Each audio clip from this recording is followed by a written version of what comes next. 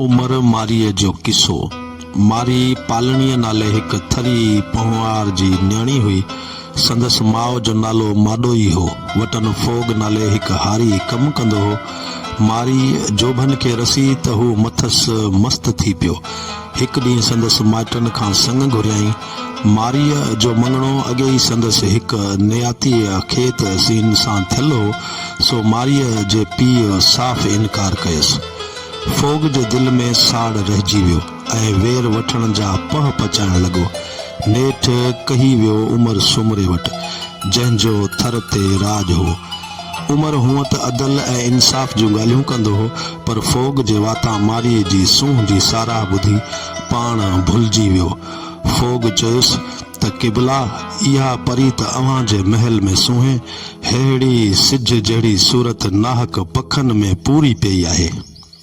उमर पंहिंजे शाहाणे शान खे विसारे फोग सां गॾु बदिलियल वेस में मारीअ जे ॻोठ मलीर ॾे राही थियो।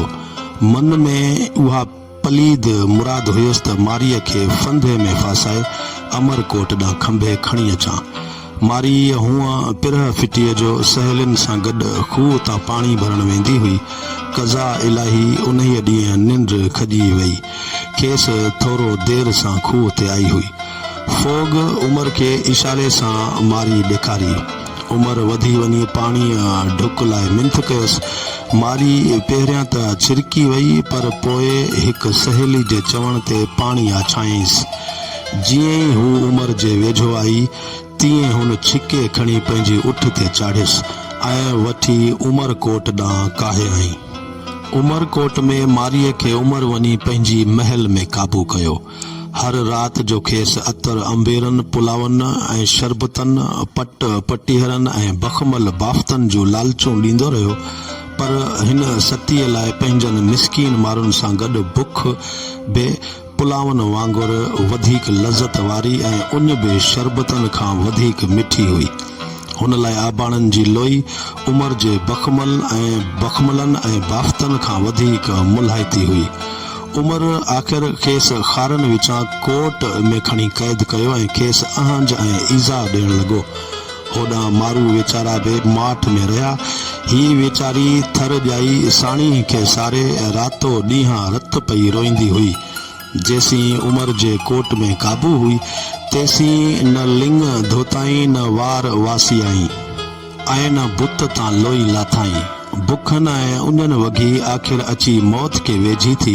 हिकु ॾींहुं उमर खे सॾाए खेसि अर्ज़ु कयाई त जे मां हिते मरां त मुंहिंजो मड़ मलीर निज ऐं उनखे मुंहिंजे वतन जे वलियुनि सां वासे, उनखे थर जी मिटीअ में पूरज। उमर संदसि सचाई ॾिसी भिनो ऐं उमालक खेसि आज़ादु कयाई। पोइ मारुनि ॾांहुं नियापो कयाई त पंहिंजी अमानत वठी वञो। मारुनि लाइ ईद थी वई। हू जल्द अची अमरकोट में सहिड़िया ऐं उमर खेनि सौगातनि सां माला माल करे मारी सुधो मलीर ॾांहुं उमाणियो। मारी जी भुतार खेत सीन जे दिल में गुमान रहिजी वियो हो।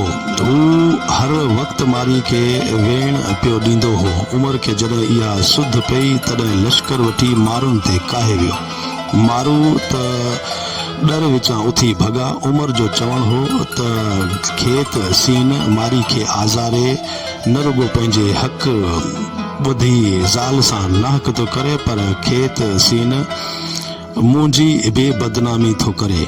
मारी जवाबु ॾिनोसि, जे अहिड़ी हालत न हली हा त छो हीअं शोहरत थी हा ऐं पंहिंजो नालो ॿोड़ी हा। उमर निहायत पिशमान ऐं शर्मिंदो थियो। खेत सीन खे घुराए चयाई त मारी पंहिंजी सील ते क़ाइमु आहे ऐं मूं का बि ख़यानत न कई आहे। जेका बि मुंहिंजी परख वठंदा, तंहिं लाइ तयारु आहियां। नेठि इहा ॻाल्हि बहाल थी। हिकु वॾो मच तयारु कराए उन में हिकु सीख विधी वई। जॾहिं उहा तपी ॻाढ़ी थी, तॾहिं मारी उनखे हथ में झली बीठी, पर खेसि का बि लहस न आई। इहो इसरार ॾिसी उमर पाण खे रोके न सघियो ऐं हूअ बि आग में कुॾी काही पियो। कुदरत इलाही जो खेस भी को ज़रर न रसियो।